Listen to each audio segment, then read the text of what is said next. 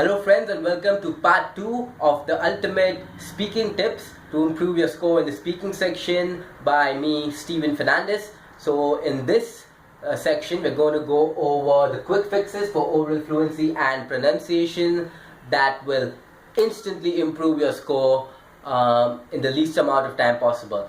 Now you may recollect in the last video in part 1 we went over how oral fluency and pronunciation were the determining factors in improving your score and why you should pay importance to them. So in this video I'm going to go over quick fixes that you can instantly implement to improve your score. So let's get started. So the number one thing that you can do to improve your score in oral fluency and pronunciation is to use more hand gestures.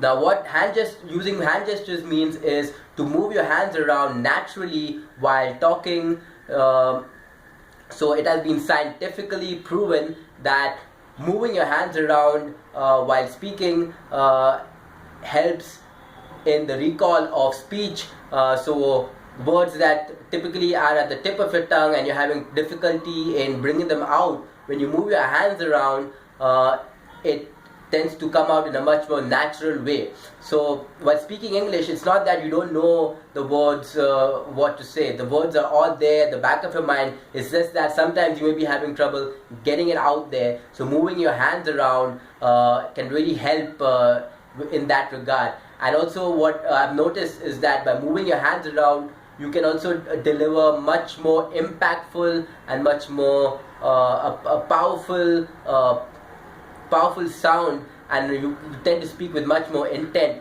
than if you just keep your hands by your side and speak. So try it out and see how this tip works for you. It really helped me. So that was tip number 1. So let's go ahead and move to tip number 2 that will instantly help you improve your pronunciation and oral fluency. So tip number 2 is open your mouth more. Open your mouth more. Steven, how is that going to help improve my score? Well, allow me to explain in a bit more detail. So the English language by nature requires the jaw to be open much more than other languages around the world for you to clearly pronunciate and understand what is being said. So just by nature, English language asks for much more of the jaw to drop than most other languages, especially the Asian languages. So words like far, away, fly, high, across, so they require the jaw to be open much wider than normal. What tends to happen in regional languages around the world, particularly in Asia, is in your native language, when you speak, you don't require the jaw to move as much while speaking. So they tend to carry that while speaking English as well, and it doesn't allow for proper pronunciation. So to give you a real quick example of what I have, an example of this is, take for example the word snakes. Now, the word snacks. So if you were there's a particular region in my country, India, where they say the word as snakes. So snacks is pronounced as snakes.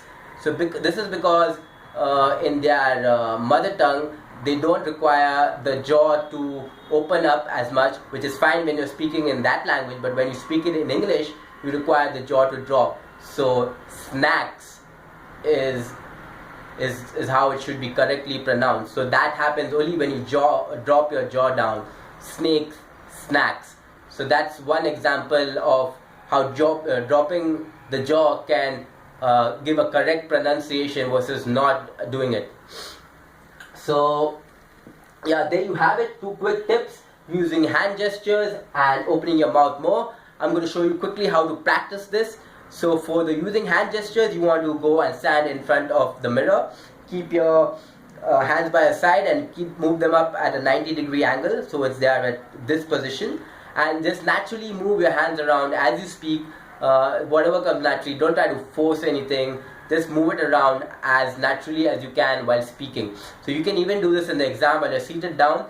You can just put your hands by your elbows and just move it around when you're giving a read aloud, describe image. It's really going to help you improve your tone, and it's going to avoid you from getting stuck when you have nothing to say. And open the mouth more. So what you need to do is relax your jaw. So just if you have tight jaws, just maybe massage a bit around here so that it's much more relaxed and can open up wide. And also when you're speaking, go into the mirror and make sure you have at least 2 finger width distance when you're speaking certain words such as far. So you want to ensure you have 2 finger width distance between your teeth. Away, fly, high.